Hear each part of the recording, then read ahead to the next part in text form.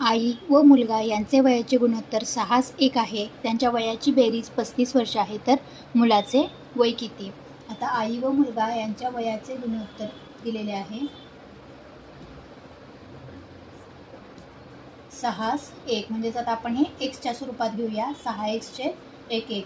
पण यांच्या वयांची बेरीज दिलेली आहे 35 वर्ष. म्हणजे 6x आणि 1x बरोबर अधिक 1x बरोबर 35 वर्ष. बेरीज करूया. 6 आणि 7x बरोबर 35.